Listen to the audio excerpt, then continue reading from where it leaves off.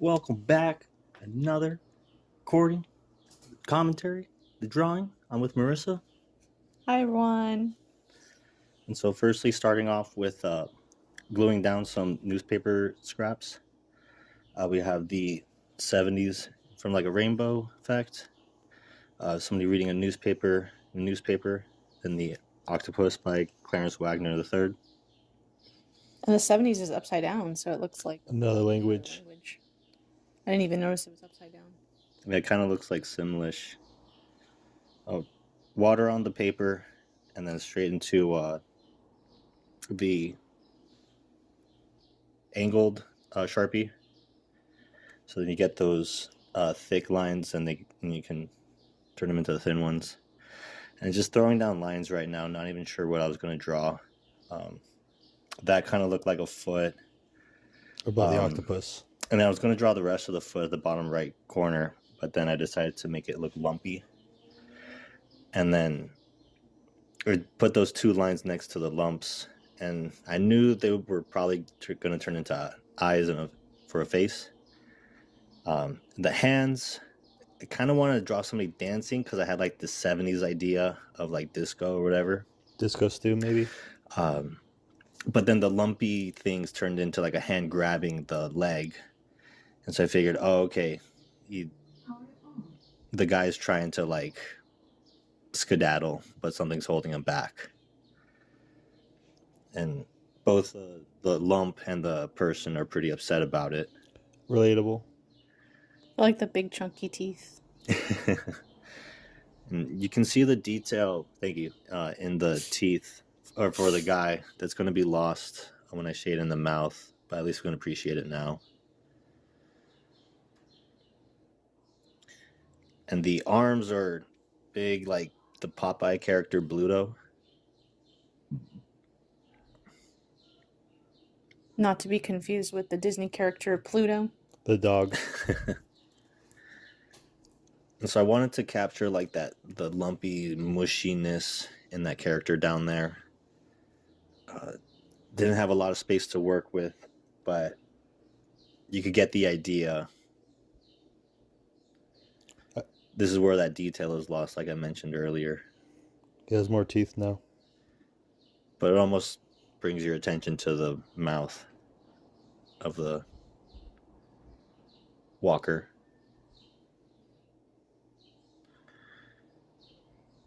Decided to provide overalls.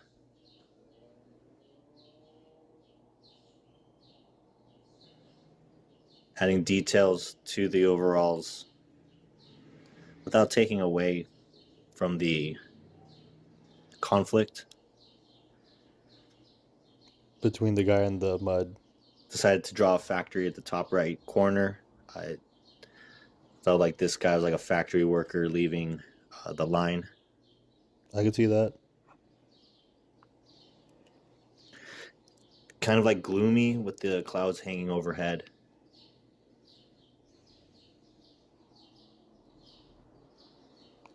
Like maybe pollution cloud. Or maybe it's pollution from the factory. Oh yeah, you're right. It could have like a smoke trail coming from those smokestacks.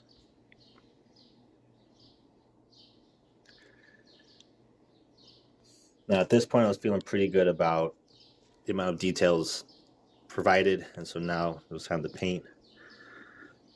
Good call. Blue for the pants, purple for the blob, gray for the factory, and then gray-black or black-gray for like the octopus's lair,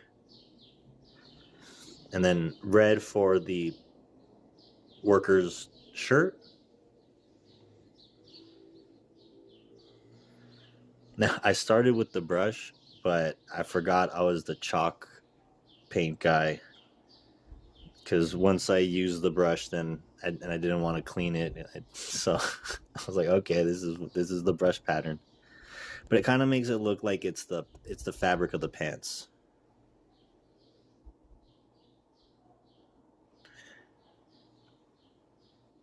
And so really working in those details. It looks like you only have one brush, and then the rest of the materials you use are chalk, right? Yeah, maybe if I get more brushes, that'll change. But We'll see. painting with chalk's pretty fun too. And then I also do some finger painting in this one as well. Foreshadowing. Uh, Speaking of fingers, I like how the blob has fingernails. at least one. Thumbnail. Yeah, it's those little details that really add to the give the full idea. I heard that. And so I use the chalk for the overalls, the shoulder straps, because the paintbrush would have been too much. Too wide.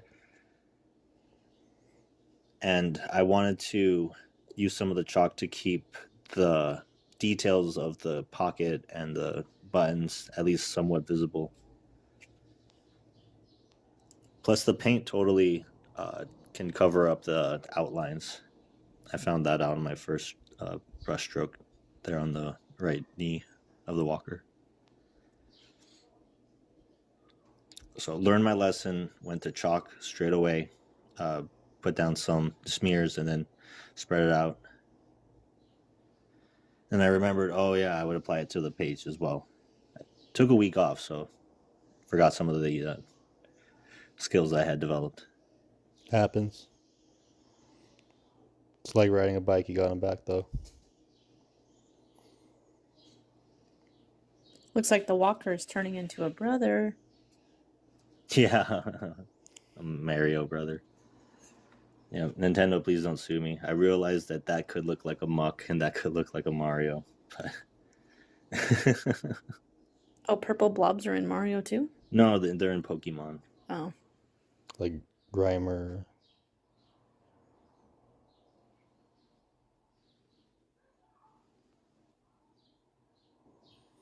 Nice little red hat. I like how you can still mostly see the black outline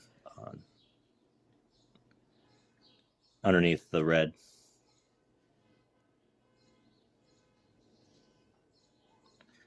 Like there's like psychedelic swirls on his chest.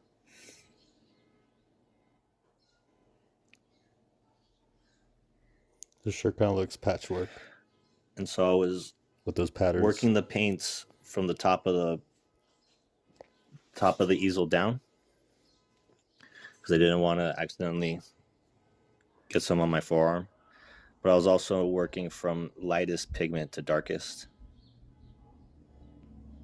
because it's easier to paint over a lighter pigment with a darker one. Insightful. And with that factory, some of the window details are still visible. I think it looks even more gloomy. That it's like so like uncharacterized. It's literally just gray amorphous blobs. Do you think you could use the black marker over the paint? Sure, once it dries, but I don't want to get the wet paint on the pens. Mm-hmm. I'm not sure how that'll affect them. And so the purple guy was pretty tough to paint because, again, didn't want to lose the details of the outline. Had no idea what I was going to do for the eyes. I ended up just giving him like reverse raccoon eyes, basically, I guess.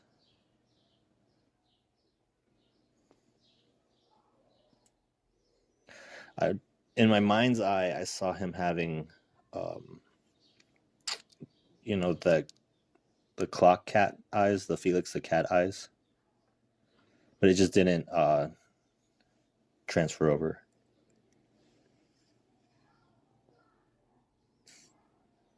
Like Jax from Digital Circus. One time I saw someone at work that had a Felix tattoo, and I asked for their name, and they said, "My name is Felix, like the cat."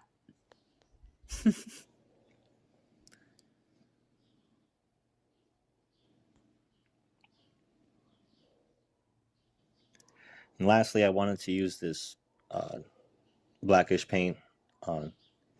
Yeah, like I just said, decided to do finger painting. That looks fun. Yeah, it was really nice. It was very cathartic. Decided to give the painting a dark gray, black gray outline.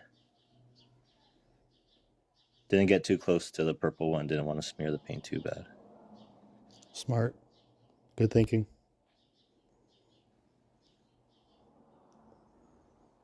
It really adds to the murkiness of it.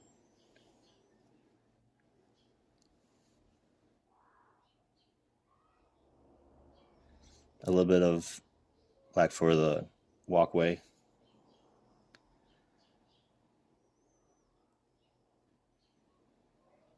And I kind of risked it by using the felt tip right there so close to the paint. High risk, high reward. It worked out though.